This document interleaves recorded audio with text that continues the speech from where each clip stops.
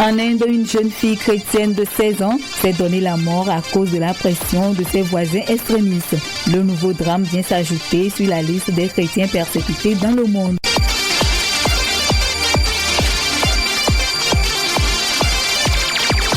Le corps sans vie de l'adolescente a été découvert au domicile familial. Boudeswari Sodi avait 16 ans. Pendant que le reste de sa famille était parti en ville pour faire des achats, Boudeswari s'est pendu.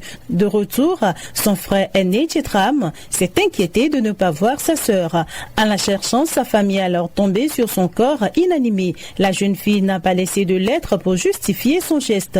Néanmoins, son frère explique que sa famille vit sous la pression mentale des voisins depuis des années. Il leur reproche d'être chrétien et de diriger une petite église de maison. Ces villageois extrémistes poussent les Sodis à renoncer au christianisme. La famille refuse. Rappelons qu'en 2016, c'était l'effroi. Plusieurs extrémistes violent et assassinent la jeune sœur de Boudeswari, Sanjita. Un coupable est arrêté, mais la plupart des personnes impliquées dans ce meurtre abominable ne sont pas inquiétées. Pire, elles continuent de harceler la famille Sodi. Boudeswari est la plus touchée. Les extrémistes lui promettent le même sort que sa sœur si elle ne renie pas le Christ. En Inde, le harcèlement psychologique est une forme courante de persécution contre les chrétiens. Plusieurs fois, des pressions ont provoqué des incendies dramatiques comme ceux de la famille Sodi. Pour fuir ce harcèlement, certaines familles chrétiennes quittent leur village à la recherche de sécurité. Récemment, plusieurs chrétiens ont été la cible d'attaques violentes. Depuis le début de l'année, 5 chrétiens ont perdu la vie à cause de leur foi. Il témoigne sur la fréquence de l'info.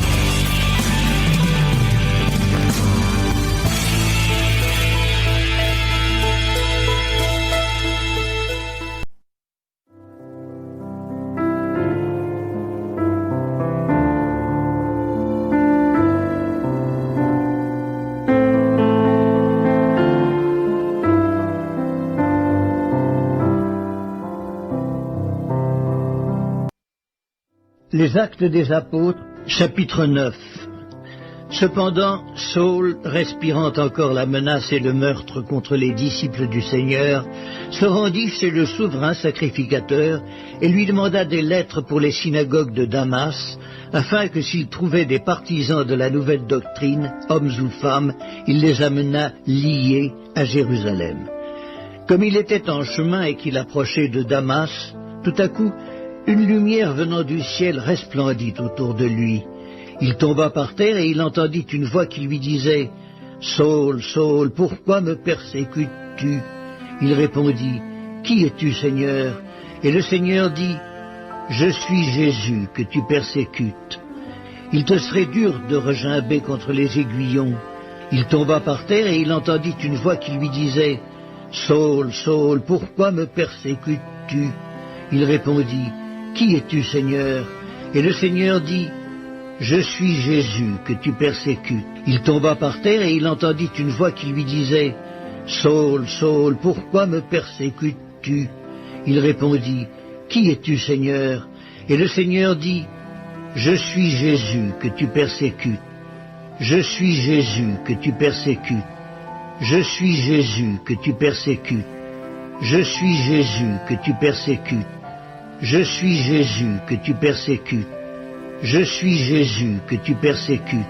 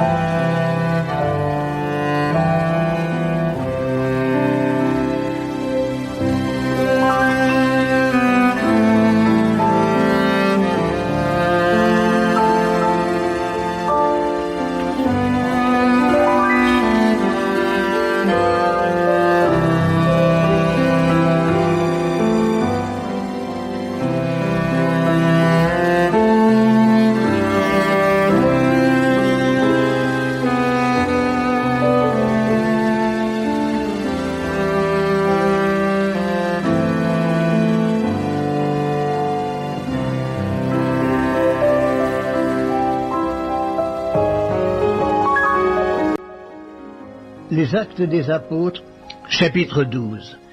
Vers le même temps, le roi Hérode se mit à maltraiter quelques membres de l'Église, et il fit mourir par l'épée Jacques, frère de Jean.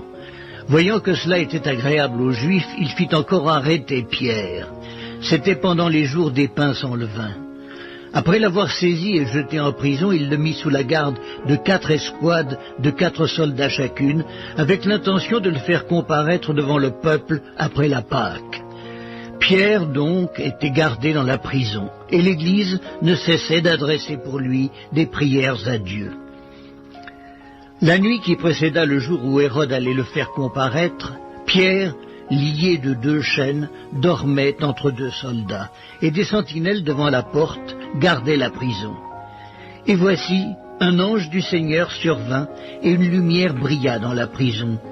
L'ange réveilla Pierre en le frappant au côté et en disant « Lève-toi promptement ».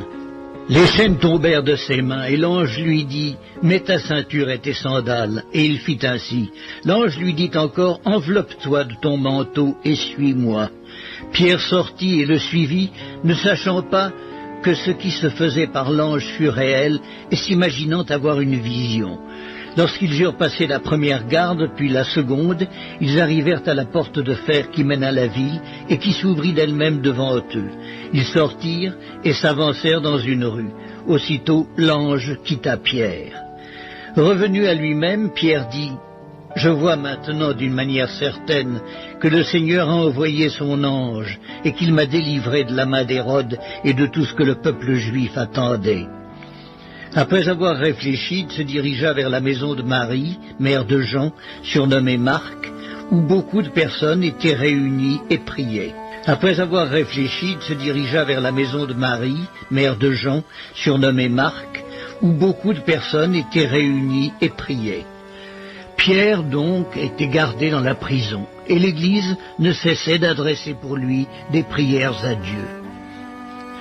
Pierre, donc, était gardé dans la prison, et l'Église ne cessait d'adresser pour lui des prières à Dieu. Et l'Église ne cessait d'adresser pour lui des prières à Dieu. Et l'Église ne cessait d'adresser pour lui des prières à Dieu.